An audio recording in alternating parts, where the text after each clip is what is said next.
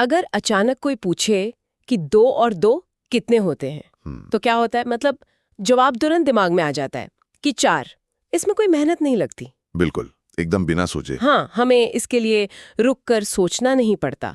और सच कहें तो ये कोई गणित का सवाल हल करने जैसा महसूस ही नहीं होता। ये तो महज याददाश्त से कोई बात निकालने जैसा है। लेकिन जरा कल्पना कीजिए कि चलते चलते अचानक कोई पूछ ले कि 17 गुणा 24 कितने होते हैं, तो क्या होगा? तब तो अचानक दिमाग की रफ्तार रुक जाती है। ऐसा लगता है जैसे दिमाग में कोई ब्रेक लग गया हो। एग्जैक्टली। अगर हम इस प्रक्रिया को किसी मशीन से मापे ना, तो हम देखेंगे कि हृदय गति बढ़ जाती है, पुतलियां फैल जाती हैं और शरीर में एक हल्का सा तनाव आ जाता है।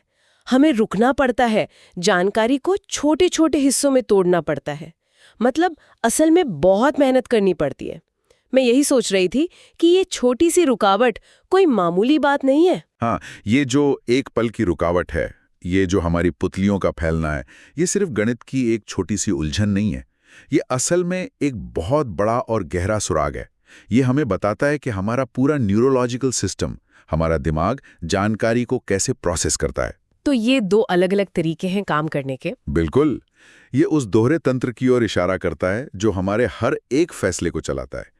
फिर चाहे वो फैसला कोई शर्ट खरीदने का हो या फिर जीवन भर की कमाई किसी शेयर बाजार में लगाने का। और यही आज की इस विशेष गहन चर्चा का आधार है। आज हम इसी विषय पर डीप डाइव कर रहे हैं। डैनियल काहनमैन, जो एक नोबेल पुरस्कार विजेता हैं, उनका प्रसिद्ध काम और उनकी किताब थिंकिंग फास्ट एंड स्लो के इर्द गिर्द हम आज बात करेंगे। ये बहुत ही शानदार किताब है। हाँ, और हमारा मिशन यहाँ महज कुछ तथ्यों को जानना नहीं है, बल्कि ये समझना है कि इंसान असल में फैसले कैसे लेते हैं। हमारा दिमाग कब और क्यों शॉर्टकट अपनाता है। वे कौन से पल होते हैं जब ये शॉर्टकट हमें बहुत बड़े धोखे में डाल देते हैं। और सबसे महत्वपूर्ण बात, कब हमें असल में रुककर अपने दिमाग को एक झटके से जगाकर सोचना चाहिए। देखिए, इस पूरे विषय की सबसे खूबसूरत और शायद सबसे डरावनी बात यह है कि ये सीधे तौर पर हमें आईना दिखाता है। हम इंसान दिन भर में हजारों फैसले लेते हैं। सुबह उठकर क्या खाना है, काम पर जाने के लिए कौन सा रास्ता चुनना है, या किसी नए व्यक्ति पर भरोसा करना है या नहीं। हमें तो यही लगता है कि हम पूरे होशो हवास में फैसले ले रहे हैं। एग्जैक्टली। हमें हमेशा यही लगता है कि हम पूरी तरह से तार्किक प्राणी हैं जो सोच समझकर कदम उठाते हैं। लेकिन जब हम काहनमैन के मनोवैज्ञानिक प्रयोगों की गहराई में जाते हैं तो सच्चाई इसके बिल्कुल उलट नजर आती है। हम जितने तर्कसंगत होने का दावा करते हैं, असल में हम उतने हैं नहीं। तो आइए इसे थोड़ा और गहराई से समझते हैं। इस पूरी चर्चा के केंद्र में एक बहुत ही दिलचस्प अवधारणा है। काहनमैन बताते हैं कि हमारे दिमाग के काम करने के 2 बिल्कुल अलग अलग तरीके हैं, जिन्हें समझने के लिए उन्होंने सिस्टम 1 और सिस्टम 2 का नाम दिया है। हाँ, ये सिस्टम 1 और 2 वाला कॉन्सेप्ट बहुत जरूरी है। मतलब जब हमने 2 और 2 जोड़े, या जब हम भीड़ में अपने किसी पुराने दोस्त का चेहरा दूर से ही पहचान लेते हैं, या जब हम किसी डरावनी आवाज को सुनकर तुरंत पीछे हट जाते हैं, तो ये सब सिस्टम 1 कर रहा है। ये बहुत ही तेज है, पूरी तरह से ऑटोमेटिक है और इसमें कोई खास ऊर्जा या मेहनत नहीं लगती। ये हमेशा ऑन रहता है। और वहीं दूसरी तरफ सिस्टम 2 है, जब हमने 17 गुणा 24 का हिसाब लगाने की कोशिश की, या जब हमें किसी अजनबी शहर में मैप देखकर सही रास्ता खोजना होता है, तब जो हिस्सा सक्रिय होता है वो सिस्टम 2 है। मतलब जो थोड़ा धीमा है। हाँ, ये धीमा है, ये बहुत सोच समझकर काम करता है। और यहाँ जो सबसे दिलचस्प बात है वो ये है कि ये बहुत आलसी है। आलसी है? वो कैसे? इसे तार्किक फैसले लेने के लिए बहुत ज्यादा मानसिक ऊर्जा की आवश्यकता होती है। ये अपने आप चालू नहीं होता, हमें इसे जानबूझकर थोड़ा जोर लगाकर काम पर लगाना पड़ता है। अच्छा, अगर मैं इसे एक एनालॉजी से समझूं, तो क्या हम कह सकते हैं कि सिस्टम 1 उस ऑटो पायलट मोड की तरह है जब हम किसी परिचित रास्ते पर गाड़ी चलाते हैं? जैसे रोज दफ्तर जाते हुए हमें याद भी नहीं रहता कि हमने कब गियर बदला, हम बस चलाते जाते हैं। बिल्कुल सही एनालॉजी है। और सिस्टम 2 तब चालू होता है जब अचानक रास्ते में कोई बड़ा गड्ढा आ जाए या अचानक कोई बच्चा सड़क पर आ जाए। तब हम अचानक सतर्क हो जाते हैं, रेडियो की आवाज़ कम कर देते हैं, जैसे आवाज़ कम करने से हमें बेहतर दिखाई देगा, और पूरा फोकस सड़क पर लगाते हैं। ये जो आपने रेडियो की आवाज़ कम करने वाली बात कही, ये बहुत सटीक है, क्योंकि सिस्टम 2 की कैपेसिटी लिमिटेड है। और इसमें जो बात सबसे ज़्यादा ध्यान देने वाली है वो ये है कि हमारा दिमाग ऊर्जा बचाने के लिए बहुत ही सख्ती से प्रोग्राम किया गया है। मतलब इवोल्यूशन के हिसाब हाँ, से।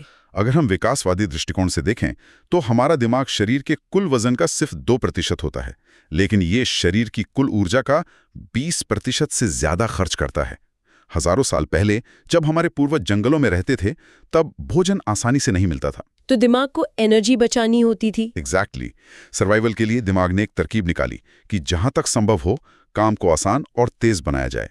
सिस्टम 2 को तभी जगाया जाए जब सच में जान पर बनाए। इसीलिए हम हर जगह शॉर्टकट ढूंढते हैं, जिन्हें मनोविज्ञान में ह्यूरिस्टिक्स कहा जाता है। समझ रही हूँ, लेकिन एक सेकंड, ऊर्जा बचाने वाली ये बात हजारों साल पहले जंगलों के लिए तो एकदम सही बैठती है। जब कोई फैसला छोटा हो, जैसे सुबह कौन सी शर्ट पहननी है, तब शॉर्टकट लेना समझदारी भी है। हाँ, वरना तो हम घर से बाहर ही नहीं निकल पाएंगे। ऑटोमेटिक सिस्टम 1 का इस्तेमाल करने लग जाते हैं। क्या यही वो जगह है जहां हम बड़ी मानसिक गलतियां करते हैं? एकदम सही। जब सिस्टम 1 बिना हमारी जानकारी के शॉर्टकट लेता है, तो वो बाहरी दुनिया की जानकारी के आधार पर कुछ त्वरित पैटर्न बनाता है, लेकिन ये पैटर्न हमेशा सही नहीं होते। मतलब ये शॉर्टकट हमें धोखा दे देते हैं? हाँ, और यहीं से कॉग्निटिव बायस या उन मानसिक गलतियों की शुरुआत होती है। सबसे बड़ी बात यह है कि ये गलतियां रैंडम नहीं होती। ये व्यवस्थित गलतियां हैं जो एक ही तरीके से बार बार होती हैं। हमारा दिमाग हर बार उसी गड्ढे में गिरता है और हमें इस बात का एहसास तक नहीं होता। तो चूंकि हम जान चुके हैं कि दिमाग ऊर्जा बचाने के लिए शॉर्टकट लेता है, तो अब हमें ये देखना होगा कि ये शॉर्टकट असल में हमारे फैसलों को कैसे बिगाड़ते हैं। एक बहुत ही आम बायस है जिसे एंकरिंग इफेक्ट कहा जाता है। एंकरिंग इफेक्ट बहुत ही कॉमन है। हाँ, मतलब इसका एक उदाहरण है जो हम सभी ने कभी न कभी शॉपिंग करते हुए अनुभव किया है। मान लीजिए हम किसी बड़े शॉपिंग मॉल में जाते हैं और एक शर्ट देखते हैं जिस पर 2000 रुपए का बड़ा सा टैग लगा है, लेकिन तभी हम देखते हैं कि उस पर एक लाल रंग का स्टिकर है जिस पर लिखा है स्पेशल डिस्काउंट, और अब वो शर्ट 999 रुपए में मिल रही है। और दिमाग तुरंत कहता है, वाह क्या डील है। एग्जैक्टली। तुरंत हमारा दिमाग सोचता है कि ये तो आधे दाम में मिल रही है। लेकिन जरा सोचिए, अगर वही शर्ट बिना किसी डिस्काउंट वाले लाल स्टिकर के सीधे 999 रुपए में टंगी होती, तो शायद हम उससे छूते भी नहीं और महंगा समझ के आगे बढ़ जाते। तो यहाँ असल में क्या हो रहा है? यहाँ जो हो रहा है वो हमारे दिमाग की एक बहुत बड़ी कमजोरी है। ऐसा इसलिए होता है क्योंकि जो पहली जानकारी हमारे दिमाग में प्रवेश करती है, जैसे इस मामले में वो 2000 रुपए का बड़ा टैग, वो एक एंकर यानी लंगर का काम करती है। अच्छा, एक लंगर की तरह। हाँ, एक समुद्री जहाज की तरह हमारा दिमाग उस लंगर से बन जाता है। इंसान का दिमाग किसी भी चीज की स्वतंत्र वैल्यू तय करने में बहुत कमजोर है। वो हमेशा तुलना करता है। उस पहली कीमत ने हमारे दिमाग में एक मानसिक सीमा तय कर दी, और उसके बाद का हर फैसला उसी एंकर के इर्द गिर्द घूमता है। बिल्कुल। सिस्टम 1 ने 2000 के मुकाबले 999 को देखा और तुरंत सस्ता होने का सिग्नल दे दिया। और ये सिर्फ शॉपिंग तक सीमित नहीं है। नौकरी के इंटरव्यू में सैलरी पर बातचीत हो या किसी प्रॉपर्टी की डील हो, जो पहला नंबर सामने आता है वो पूरी बातचीत का गुरुत्वाकर्षण केंद्र बन जाता है। यानी जो पहले बोलता है वो एक तरह से बातचीत की पूरी दिशा तय कर देता है। ये तो बात हो गई कि बाहरी जानकारी कैसे हमें प्रभावित करती है, लेकिन जब हम खतरों का अंदाजा लगाने की बात करते हैं तो एक और भी गहरी मानसिक गलती सामने आती है। इसे अवेलेबिलिटी बायस कहते हैं। ये क्या होता है? देखिए, अवेलेबिलिटी बायस का मतलब यह है कि हमारा दिमाग वास्तविक तथ्यों या डेटा पर फैसला नहीं लेता, बल्कि वो उस जानकारी पर फैसला लेता है जो उसे आसानी से याद आ जाती है। मतलब जो दिमाग में अवेलेबल है। हाँ, हमारा दिमाग एक बहुत ही आलसी सर्च इंजन की तरह है। अगर न्यूज़ चैनलों पर पिछले 3 दिनों से किसी प्लेन क्रैश की खबरें लगातार दिखाई जा रही हैं, तो हम अचानक हवाई सफर करने से डरने लगते हैं, जबकि आंकड़ों के हिसाब से ये सुरक्षित है। बिल्कुल। हमारा सिस्टम 1 तुरंत उस डरावनी तस्वीर को सामने ले आता है और ये निष्कर्ष निकालता है कि हवाई जहाज में बैठना खतरनाक है। ये बात सच में बहुत हास्यास्पद है, क्योंकि अगर हम अपने सिस्टम 2 को जगाएं और असल आंकड़ों को देखें तो कार चलाने से ज्यादा सुरक्षित है हवाई सफर। एग्जैक्टली। लेकिन चूंकि कार क्रैश की खबरें रोज नहीं छपती, इसलिए वे हमारे दिमाग में आसानी से अवेलेबल नहीं होती। इसी तरह अगर हम न्यूज़ में बार बार पढ़ते हैं कि कोई स्टार्टअप डूब गया, तो हमें लगने लगता है कि अपना बिजनेस शुरू करना बहुत जोखिम भरा है। हाँ, हम उन हजारों सफल बिजनेस को भूल जाते हैं जिनकी खबरें नहीं छपती। बाहरी जानकारी से प्रभावित होने के बाद अब बात करते हैं कि हम दूसरों को देखकर कैसे तुरंत एक कहानी गढ़ लेते हैं।